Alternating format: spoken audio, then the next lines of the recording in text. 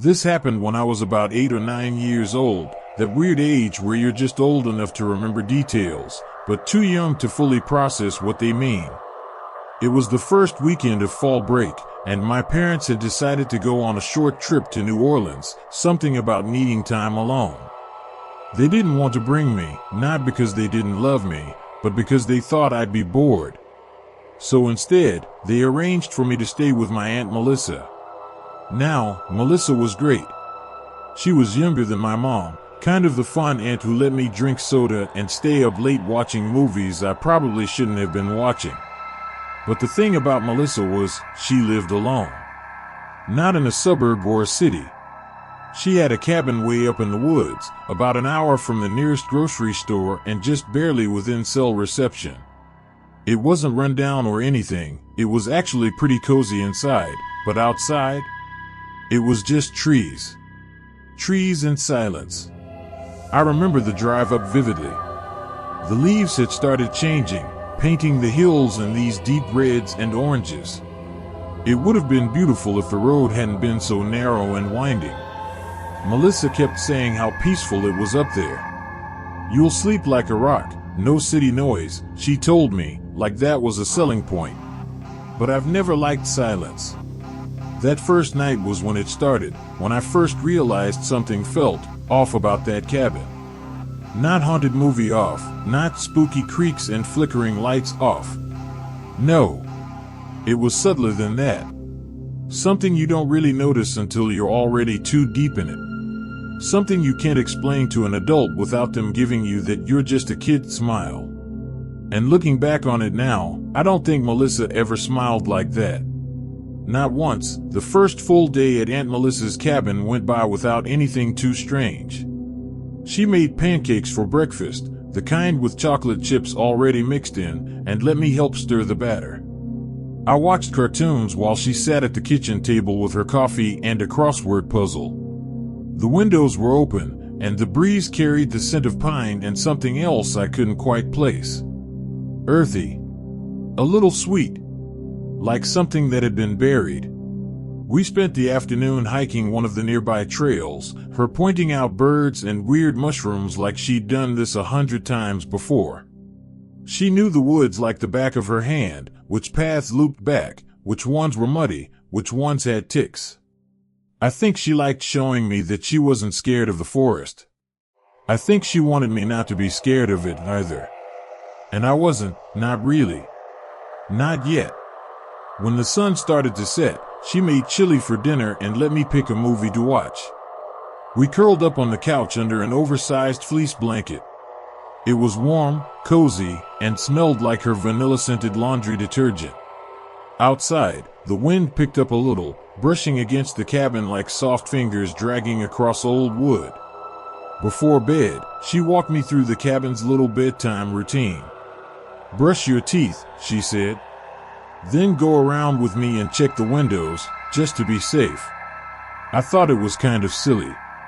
We were in the middle of nowhere. Who was going to break in?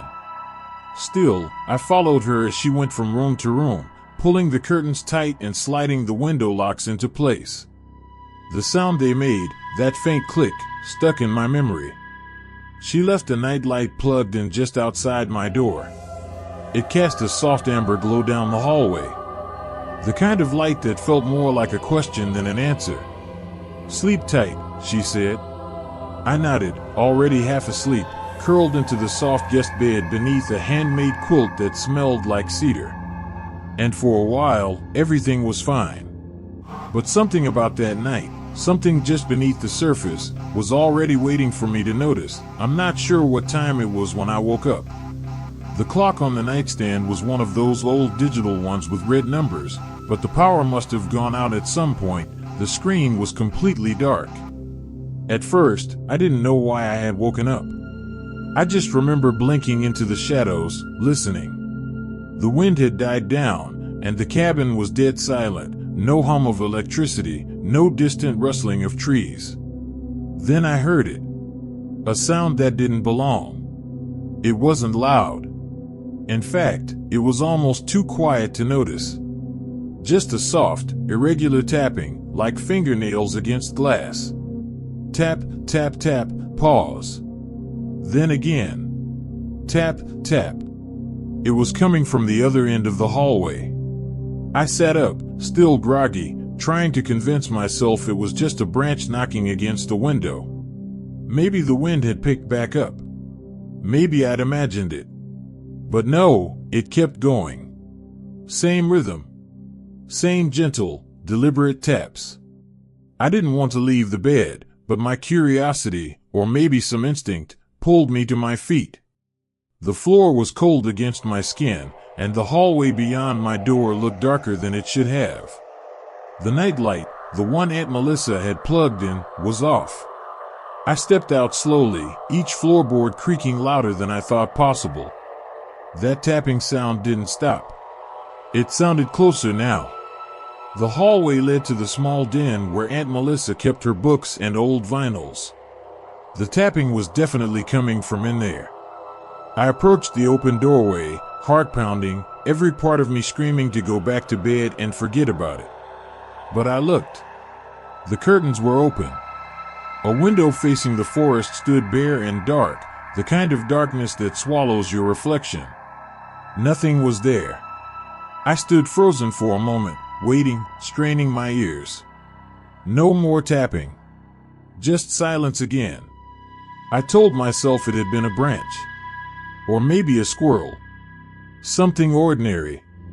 I turned back toward the hallway.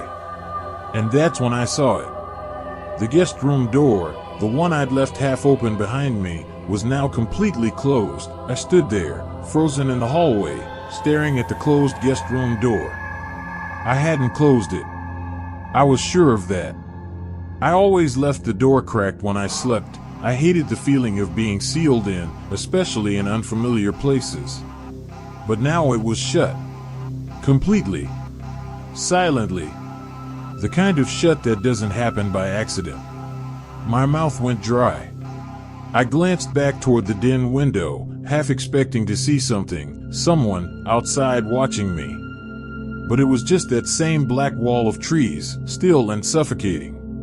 I stepped back down the hallway, slow, careful, trying not to make the floorboards creak. Each step felt like it took a year. When I finally reached the guest room door, I stood there, staring at the smooth wood grain and that dull brass handle, not wanting to touch it. I held my breath and listened. Nothing. Not a shuffle, not a creak. Just the heavy weight of silence. My hand hovered near the doorknob. I told myself I had to check.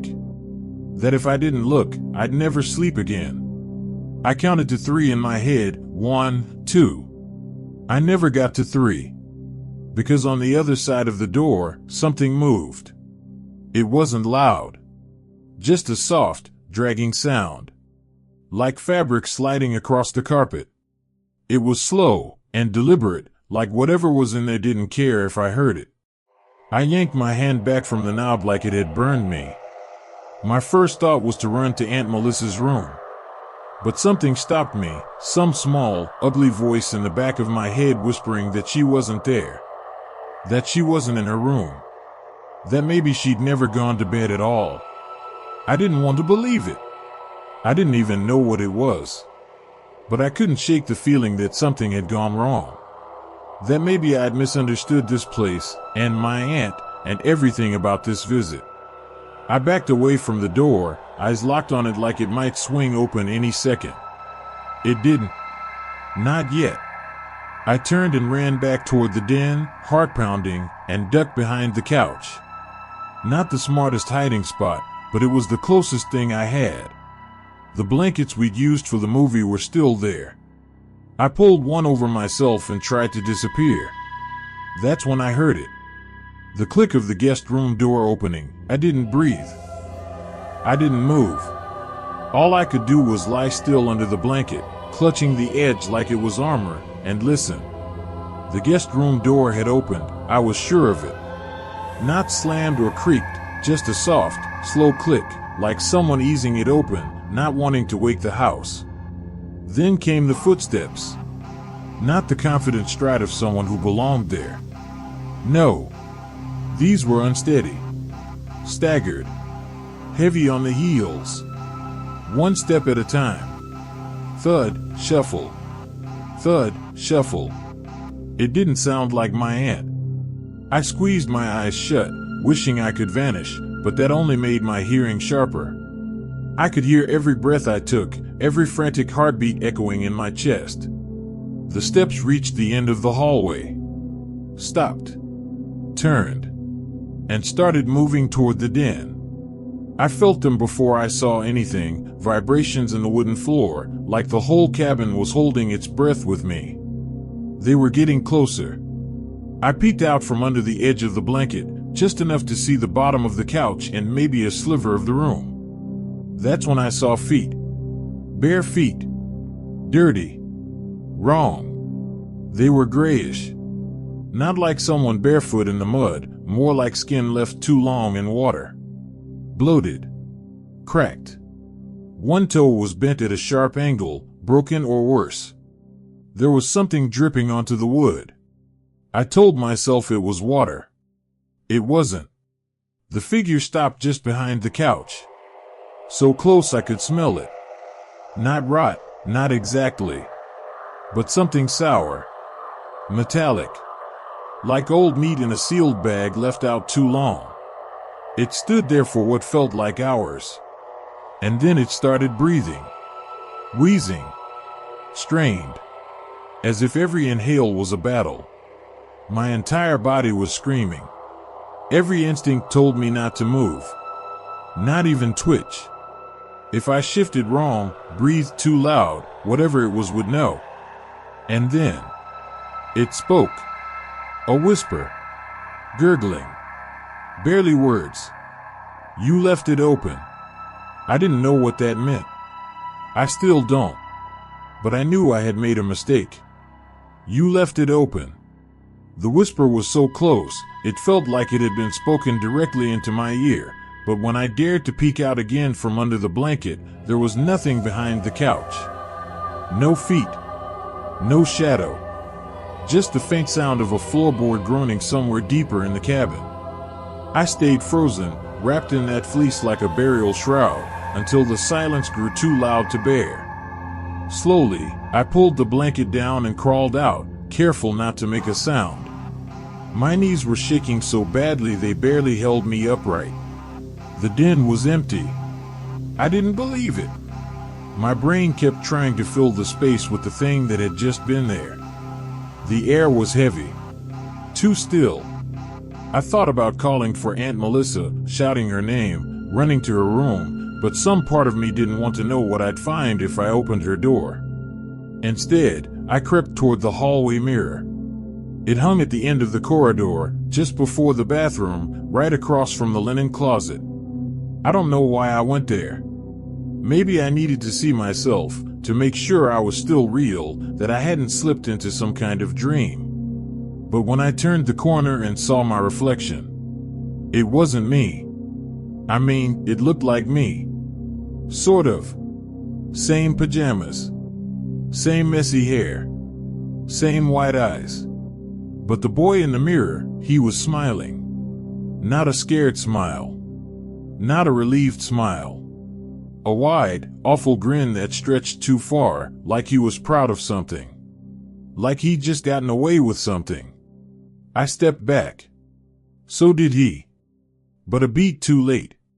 Like it wasn't a reflection at all, just a puppet trying to mimic my movements. Then, for a single second, just one, his head tilted slightly to the left. Mine didn't. I turned and ran. No plan. No destination. Just away. I ran for Aunt Melissa's room, the only place in the cabin that still felt like it belonged to someone alive. I flung the door open and stopped cold. The bed was made. Neatly. Perfectly. Untouched. She wasn't there. And deep down, I knew she never had been. I didn't know what scared me more, the empty bed, or how clean it looked. There was no indentation on the pillow. No scattered clothes. No coffee mug on the nightstand. Nothing to prove Aunt Melissa had ever slept there, or even entered the room since I arrived. The entire space felt like a photograph of a room, still, posed, lifeless. I backed out slowly, my legs numb, my mind scrambling to make sense of it all. Where was she? Had she even brought me here? Was this even her cabin? That's when I heard the sound again, that dragging noise from earlier. Only this time, it wasn't coming from the hallway. It was coming from below me. I froze, staring at the floor, and I swear I felt it shift, just the faintest vibration, like something brushing against the floorboards from underneath. Then a soft, rhythmic knock. Thump, thump, thump. It was coming from beneath the bed in the guest room. Not on the floor, under the floor. I didn't want to look. Every fiber in my body screamed not to. But I had to. I ran back to the guest room, flung the door wide, and there it was, a dark seam in the wooden floorboards near the far corner. Something I hadn't noticed before. It wasn't a rug or a stain, it was an outline. A trapdoor. There was no handle. No latch. Just a small, rusted iron ring sunk into the wood. I stared at it, heart hammering in my throat. I don't know what made me reach for it. Curiosity. Madness. Or maybe whatever was down there wanted me to. The ring was ice cold. I pulled. The trapdoor groaned open, releasing a puff of air that smelled like whetstone and something older than rot, something that had been buried for a long, long time. Below was a narrow staircase, carved directly into the earth. It was steep, uneven, and swallowed quickly by darkness. And at the bottom of the stairs, I swear I saw it, just for a moment. A hand. Gray. Still. Waiting. Then it pulled back, disappearing into the black. I don't remember climbing down the stairs. I must have, because the next thing I knew, I was standing in the middle of a dirt room beneath the cabin, breathing air so thick it felt like I was swallowing it. The walls were carved out of stone and clay, barely wide enough to stand with both arms outstretched. There were no lights. No roots hanging down. Just earth. And carvings. Dozens of them.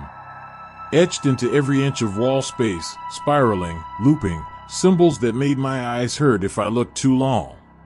Some of them were wet. Others looked fresh, too fresh. There was something else down there too. Something I could feel but not see. It wasn't footsteps or breathing. It was just presence. Like I'd walked into a room someone had been waiting in for a very long time. I don't remember screaming. I don't remember running back up the stairs. But I do remember the trapdoor slamming shut behind me, so hard it sent dust raining down from the ceiling. I didn't sleep that night. I sat in the corner of the guest room until the first cracks of morning light touched the windows. At some point, my parents came to pick me up. I must have looked pale, or sick, or both, because my mom didn't even ask how the weekend went. She just buckled me in and said, "You'll feel better once we're home." I never saw Aunt Melissa again. They told me she moved. Left town suddenly. No forwarding address. But the weird thing was, none of her stuff was ever found in the cabin. Not her car.